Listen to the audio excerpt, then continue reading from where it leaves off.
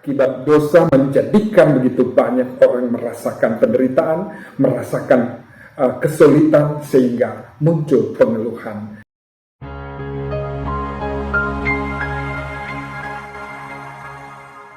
Sola Gracia, jumpa lagi dengan saya Pendeta Audi Ngantung di dalam acara Gema Injil Anugerah. Sahabat anugerah yang diberkati oleh Tuhan Yesus Kristus, mari kita bersama-sama menyiapkan hati dan pikiran kita untuk menikmati berkat-berkat rohani dari firman Tuhan yang akan kita baca bersama-sama. Namun sebelumnya, mari kita memohon tuntunan Tuhan. Kita berdoa. Bapa kami yang ada di dalam surga, kami bersyukur kepadamu pada saat ini. Engkau memberkati kami, dan kami menyiapkan diri kami untuk menikmati berkat-Mu dari kebenaran firman Tuhan yang akan kami baca dan kami renungkan bersama. Karuniakanlah hikmat bagi kami ya Bapa, agar kami boleh memahami firman-Mu dan mendapatkan berkat, menjadi pedoman bagi kami, menjadikan kami berkat bagi orang lain. Terpuji nama-Mu Bapa. Dalam nama Tuhan Yesus Kristus, Juru Selamat kami naikkan doa ini. Amin. Sahabat anugerah, pada saat ini kita akan membaca Alkitab yang saya ambil dari kitab Roma pasal yang ke-8, ayat yang ke-22 sampai dengan ayat yang ke-26. Saya mengajak kita akan merenungkan bersama-sama bagian firman Tuhan ini yang berkata demikian. Sebab kita tahu bahwa sampai sekarang segala makhluk sama-sama mengeluh dan sama-sama merasa sakit bersalin. Dan bukan hanya mereka saja, tetapi kita yang telah menerima karunia sulung roh, kita juga mengeluh dalam hati kita sambil menantikan pengangkatan sebagai anak, yaitu pembebasan tubuh kita. Sebab kita diselamatkan dalam pengharapan, tetapi pengharapan yang dilihat bukan pengharapan lagi. Sebab bagaimana orang masih mengharapkan apa yang dilihatnya? Tetapi jika kita mengharapkan apa yang tidak kita lihat, kita menantikannya dengan tekun. Demikian juga Roh membantu kita dalam kelemahan kita. Sebab kita tidak tahu bagaimana sebenarnya harus berdoa, tetapi Roh sendiri berdoa untuk kita kepada Allah dengan keluhan-keluhan yang tidak terucapkan. Sampai di sana pembacaan kita. Sahabat anugerah, dalam pembacaan kita di sini, Rasul Paulus menunjukkan bahwa setiap makhluk, setiap orang yang ada di dunia ini pasti mengalami persoalan-persoalan hidup, mengalami pergumulan, permasalahan, apakah itu permasalahan dalam keluarga, apakah itu permasalahan dalam pekerjaan, tempat bekerja, atau dalam kehidupan bermasyarakat, bernegara, pasti ada persoalan-persoalan, pasti ada masalah-masalah yang terjadi dalam kehidupan kita. Sehingga tidak jarang setiap makhluk ini dihadapkan pada kondisi, ada keluhan, ada pengeluhan karena masalah-masalah yang terjadi. Ini yang dikatakan oleh firman Tuhan. Masalah-masalah yang dihadapkan kepada manusia dapat saja menjadikan seseorang itu mengeluh dan mungkin juga putus asa. Tetapi dalam pembacaan kita pada saat ini, kita akan coba memerhatikan bagaimana firman Tuhan menunjukkan kepada kita bagaimana kita bisa lepas dari pengeluhan tersebut. Kita bisa merdeka dari putus asa.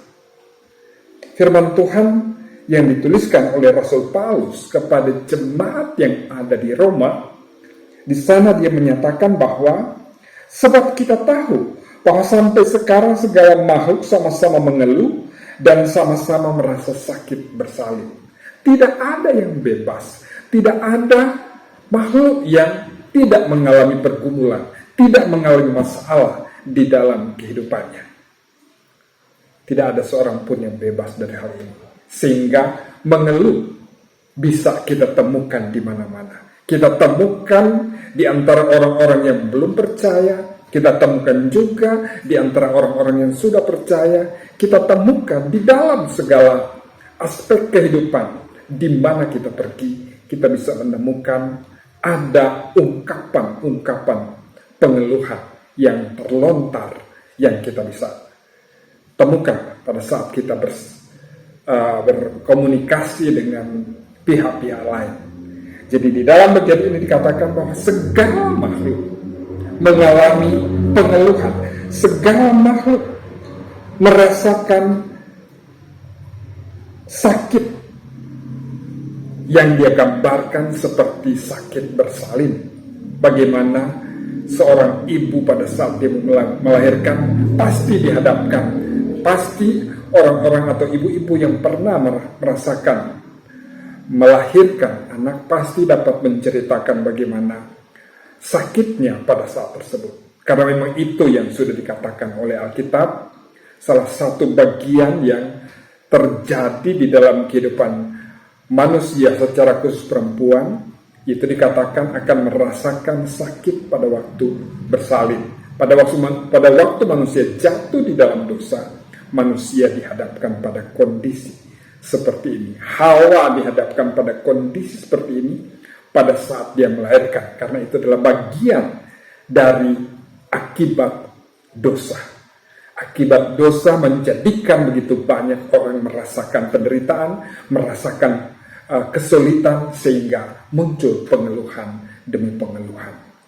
Jadi kita tidak bebas dari tantangan, kita tidak bebas dari masalah, tetapi kita akan menemukan bagaimana Alkitab mengajarkan bagaimana kita bisa merdeka dari putus asa. Kita bisa mengeluh, tetapi jangan menjadi putus asa. Firman Tuhan berkata, dan bukan hanya mereka saja, tetapi kita yang telah menerima karunia sulung roh, kita juga mengeluh dalam hati kita sambil menantikan pengangkatan sebagai anak, yaitu pembebasan tubuh kita.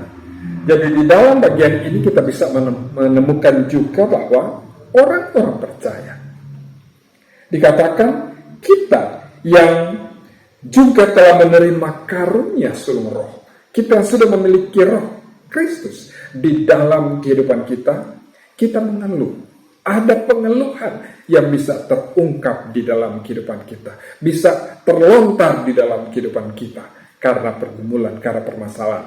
Tetapi dalam bagian ini menyatakan bahwa kita menantikan kedatangan Kristus sebagai Sang Juru Selamat yang akan datang untuk membawa kita ke tempat yang menyenangkan, ke tempat yang indah, yaitu di sorga. Jadi kita menantikan penggenapan atau pengangkatan kita sebagai anak, pembebasan tubuh jasmani kita, sehingga kita boleh merasakan ada kebebasan, ada kelepasan dari setiap pergumulan, setiap permasalahan. Akan tiba saatnya di mana setiap orang yang percaya kepada Kristus akan dibebaskan dari tubuh ini pada saat Tuhan datang mengangkat orang-orang percaya yang tergabung di dalam satu kelompok yang disebutkan tubuh Kristus, atau yang lebih kenal saat ini yaitu gereja. Gereja yang kudus dan am. Gereja yang kudus dan am, di mana orang-orang percaya kepada Kristus menjadi satu di dalam kelompok tersebut. Suatu saat Tuhan akan datang dan mengangkat anak-anaknya, mengangkat orang-orang percaya, membawa ke surga. Di sanalah kita dapat menikmati sukacita yang sesungguhnya sukacita yang kekal, karena kita sudah dibebaskan dari pengeluhan, terutama kita dibebaskan dari dampak dosa. Karena semua manusia sudah berdosa, semua manusia mengalami penderitaan, semua manusia memiliki upah dosa, itu maut. Tetapi karena Tuhan mengasihi, karena Tuhan mau menyelamatkan setiap orang dari kelemahan tersebut, dari pengeluhan-pengeluhan tersebut, maka Tuhan sendiri datang ke dalam dunia. Dia datang untuk menyelamatkan kita dengan cara rela menderita, dipakukan di kayu salib, mati, dikuburkan, tetapi bangkit pada hari yang ketiga, mengalahkan maut dan memberikan kemenangan kepada kita, memberikan kemenangan kepada setiap orang yang percaya kepadanya, sehingga boleh terbebas dari putus asa. Ayat yang ke-24 dikatakan, sebab kita diselamatkan dalam pengharapan. Tetapi pengharapan yang dilihat bukan pengharapan lagi, sebab bagaimana orang masih mengharapkan apa yang dilihatnya. Tetapi jika kita mengharapkan apa yang tidak kita lihat, kita akan menantikan dengan tekun. Jadi kita diselamatkan. Kita yang percaya kepada Kristus dikatakan kita diselamatkan dalam pengharapan. Kita punya pengharapan akan bersama-sama dengan Tuhan dalam masa kekekalan. Kita akan bersama-sama dengan Tuhan di surga, karena di sanalah tempat dari setiap orang yang percaya kepadanya. Jadi kita menantikan hal tersebut. Pengharapan itu masih di depan kita. Kita tidak lihat, tetapi kita imani itu akan terjadi. Dan itu yang dikatakan, setiap orang yang menantikan pengharapan tersebut yang belum dia lihat, dia akan menantikan dengan tekun. Kemudian ayat yang ke-26, firman Tuhan berkata, demikian juga Roh membantu kita dalam kelemahan kita, sebab kita tidak tahu bagaimana sebenarnya harus berdoa, tetapi Roh sendiri berdoa untuk kita kepada Allah dengan keluhan-keluhan yang tidak terucapkan. Pada bagian ketiga ini pun kita temukan bagaimana Roh berdoa untuk kita dengan keluhan-keluhan yang tidak terucapkan. Jadi Roh Kudus yang ada di dalam kehidupan kita membantu kita berdoa dengan keluhan-keluhan yang tidak terucapkan. Jadi pembacaan kita pada saat ini, kita menemukan 3 bagian yang menunjuk bahwa pengeluhan terjadi di dalam kehidupan semua makhluk, di dalam kehidupan orang yang sudah percaya pun, bahkan dikatakan Roh Kudus, Roh yang ada di dalam kehidupan kita berdoa dengan keluhan-keluhan yang tidak terucapkan. Cuma berbeda kita temukan bahwa kalau manusia atau makhluk-makhluk lain mengeluh karena penderitaan, tetapi Roh Kudus dia menyatakan pengeluhan di dalam doa untuk kita, membantu kita di dalam doa dengan keluhan-keluhan yang tidak terucapkan. Nah, sahabat anugerah yang dikasih Kristus. Jadi di dalam bagian ini kita bisa belajar bagaimana kita bisa bebas dari pengeluhan. Kita bisa bebas dari putus asa apabila kita sudah ada di dalam Kristus. Apabila kita sudah bersama-sama dengan Tuhan, dan apabila kita sudah memiliki pengharapan yang pasti bahwa surga itu adalah tempat bagi kita. Itu terjadi kalau kita sudah percaya pada Kristus, sudah membuka pintu hati bagi Kristus, menjadikan kita sebagai anak-anaknya, menjadikan kita memiliki pengharapan yang pasti di surga untuk tinggal bersama-sama dengan Dia.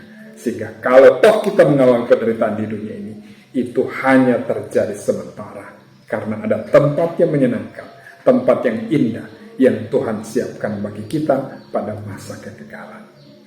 Kiranya firman ini menjadikan kita tahu bahwa kita sudah dimerdekakan dari keputusasaan. Berharaplah kepada Tuhan, percayalah kepada Tuhan dengan sungguh-sungguh. Kita berdoa. Bapa dalam surga, terima kasih kami boleh membaca Alkitab, boleh merenungkan firman-Mu, dan kiranya kebenaran firman Tuhan ini mengajarkan kepada kami, menjadikan kami teguh di dalam Engkau, dan bersyukur dengan segala sesuatu yang Tuhan sudah buat bagi kami. Terpuji nama Bapa. Dalam nama Tuhan Yesus Kristus kami naikkan doa ini. Amin.